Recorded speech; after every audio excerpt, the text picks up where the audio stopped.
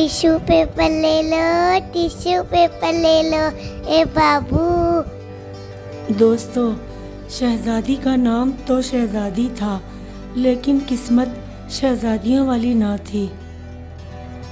वो बेचारी धूप में पूरा दिन इधर से उधर फिरती, गली कूचों में जाती, कभी किसी स्कूल के बाहर तो कभी किसी होटल के बाहर, अपने हाथ में एक छोटी सी बाल्टी लेकर टिश्यू पेपर लेकर बेचती और उस टिश्यू पेपर को बेचकर अपना पेट पालती।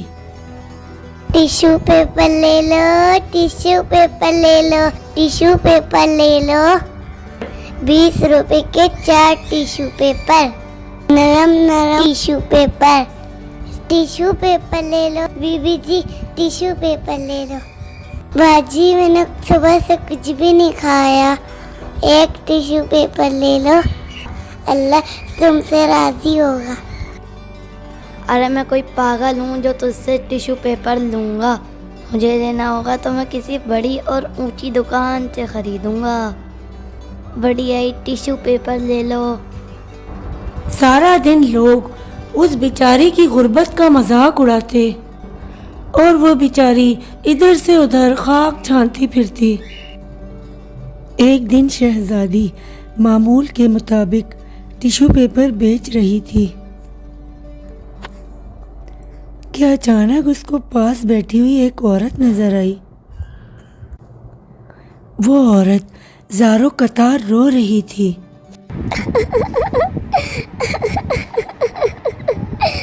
असल में वो औरत अपने घर से, अपने शौहर से लड़कर अपना घर छोड़कर आई थी और अपने शौहर से झगड़ा होने की वजह से वो रो रही थी। शहजादी ने जब उसे रोते हुए देखा तो फौरन उसके पास पहुंची। आंटी, आप क्यों रो रहे हो? कुछ नहीं बेटा, बस ऐसे ही मेरा दिल भर आया, मुझे रोना आ गया, इसलिए रो रही हूँ। आप रो मत, ये टिश्यू पेपर ले लो और अपना आंसू पोंछ लो। बेटा, ये टिश्यू पेपर मेरे गम, मेरे दुख नहीं मिटा सकता। आंटी, एक बात बोलूं, दुख तो हम खुद ही खरीदते हैं और खुशियाँ तो मुफ्त में मिलती हैं। वो छोटी सी बच्ची एक बहुत ही बड़ी और गहरी बात करके चली जाती है और वो औरत सोच में पड़ जाती है। उसे एहसास होता है कि उसने अपने शौहर से झगड़ा करके कुछ अच्छा नहीं किया और वह फौरन अपने शौहर को फ़ोन मिलाती है। मुझे अपनी गलती का एहसास हो गया है, मैंने आपके साथ झगड़ा करके और घर छोड़ के अच्छा नहीं किया, मुझे माफ़ कर दें। मुझे खुशी है कि तुम्हें अपनी गलती का एहसास हो गया। तुम रोना बंद करो, मैं तुम्हें लेने आ रहा हूँ। शहजादी की बात का उस औरत के दिल पर बहुत गहरा असर पड़ता है और वह अपने शौहर से माफ़ी मांग लेती है। उसका शौहर खुशी खुशी उसे लेने होटल पहुंच जाता है। दोनों मियाँ बीवी साथ मिलकर बैठते हैं और प्यार भरी बातें करते हैं।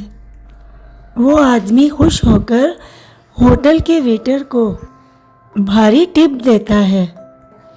होटल का वेटर इतने सारे पैसे देखकर बहुत खुश होता है और कहता है, लेकिन साहब ये पैसे तो बहुत ज़्यादा हैं।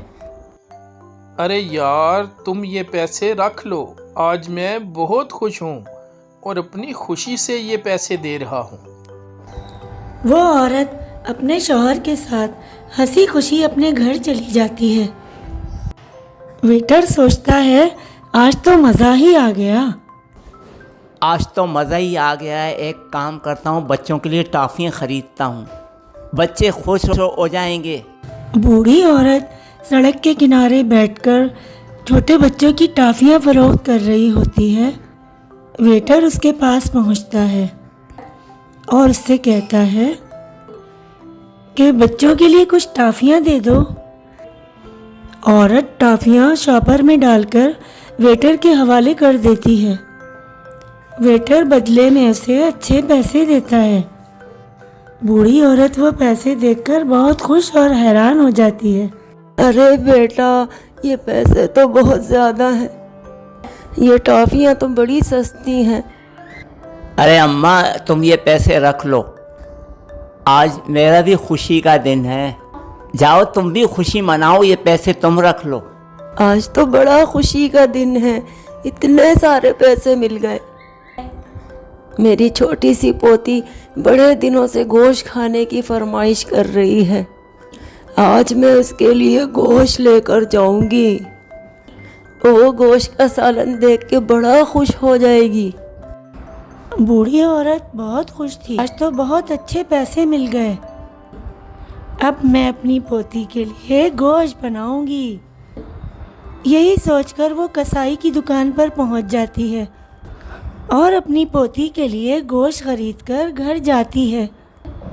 घर पहुंचकर अच्छा सा गोश्त का सालन बनाती है और पोती के लिए दस्तरखान सजाती है। थोड़ी देर में उसकी पोती घर पहुंच जाती है। अरे आजा मेरी बेटी, आजा मेरी शहजादी, देख मैंने तेरे लिए गोश्त का सालन पकाया है। जैसे ही उसकी पोती घर पहुंचती है, दस्तरखान पर गोश्त का सालन देखकर शहजादी की आंखें चमक उठती हैं। उसे एहसास हो जाता है कि किसी को खुशी देने का बदला खुशी ही है। दोस्तों, इस कहानी का मतलब तो आप समझ ही गए होंगे। अगर हम किसी की मदद करते हैं या किसी को खुशी देते हैं, किसी का दुख बांट लेते हैं या उसके गम में उसके शरीके गम बन जाते हैं, तो यकीन कर लें कि वो खुशी सफ़र करते हुए वापस हम तक ही पहुंचती है। ये खुशी का सफ़र है जो हमेशा जारी रहता है और किसी के साथ नेकी करने का सिला नेकी ही होती है।